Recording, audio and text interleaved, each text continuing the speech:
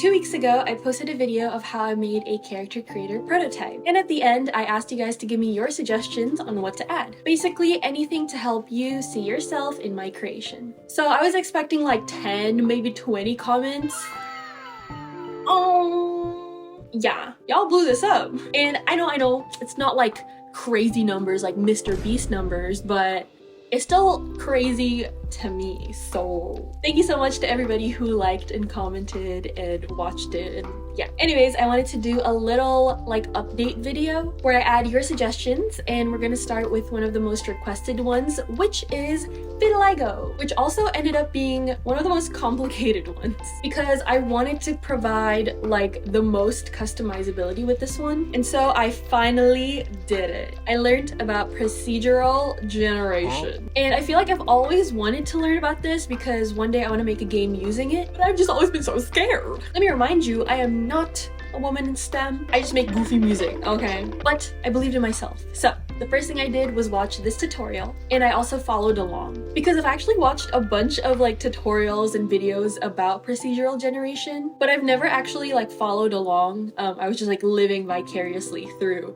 these people doing it. But this time I followed along, and I think I got a pretty good generation for the vitiligo patches, but it wasn't perfect. So I spent the next couple of hours like tweaking the little thingies in the code. I forgot what they're called, but it's this. And I think it ended up fitting really well with the size or the resolution of the portraits. After that, I tried figuring out how to basically make the same procedural generation but in a smaller version so that it fit the mini character, like with the same seed and everything. And it was pretty iffy, like just moving the position like changed everything. But I finally figured it out, and so if you press the vitiligo option and keep randomizing, you should be able to see that the portrait version and the mini version are technically the same shape, just like different sizes. And then I had to figure out a way to like save the seed, and what I did was I ended up putting it on the singleton/auto load so that it will show up the same on the results screen. And voila! Here is the vitiligo patches.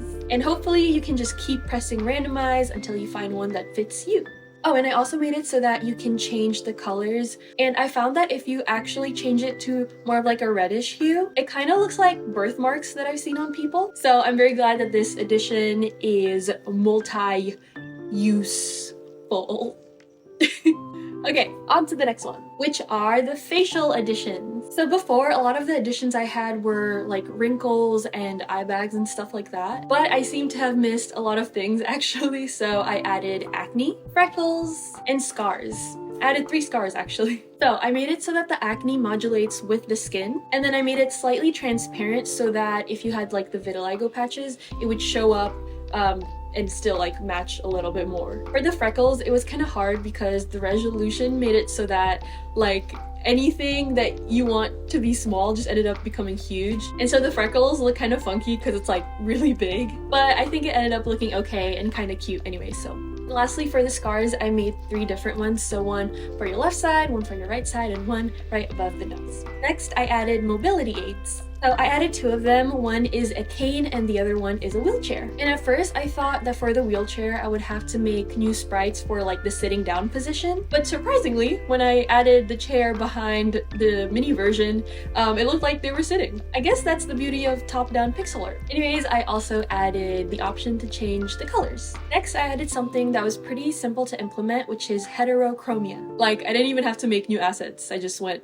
copy, paste. Basically, I made it like a toggleable sprite so that if you want to modulate it separately, you can. And you can find this option in the accessories tab with all the like eye makeup options. And speaking of where you can find it, everything I mentioned before, you can find it in the accessories tab as well. I wish I could add these in separate tabs just to make it like easier to find, but not only did I have no more space for more tabs, but I also made it very difficult for me to add things. Like, I'm so glad that I made this as a prototype because oh my gosh, like I have learned so much of what not to do. Like, let's just say this is a very not easily expandable game. It takes so long to add even just like one new thing.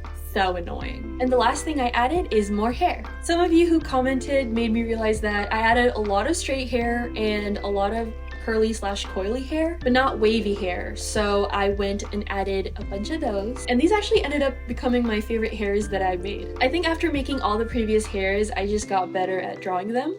I also got requests to add more short hairs with bangs, and I also added some more androgynous, like slightly longer hair. In total, I added 8 new hairstyles. And I know some of you guys recommended me to actually implement the hair in 2 separate layers, so like one for the bangs and one for the hair in the back, and I love that idea. I'm definitely going to implement them into my real game, but like I said, I made it so hard for myself to add or even change things in this specific prototype, so I won't be doing that for this one. I just don't think I have the mental capacity for it, to be honest. Like, it takes so long to add one thing. I can't imagine changing the whole system for the hairstyle, but I promise I learned from my mistakes, and I will definitely do that in the future. I just wish I thought about it from the start. But I guess that's why you make prototypes, you know, to learn, to be educated. Anyways, that's all I added for now. I know it's a pretty short video, but it's just an update. And I want to thank everybody so much for your requests and also all the bugs that you have found. It really helped me learn so much about game development, and I am aware that I missed some of your requests, and I do hope to add them in the future. But for now, I'm gonna take a break from the character creator and start working on my next prototype, which is going to help me practice my world building.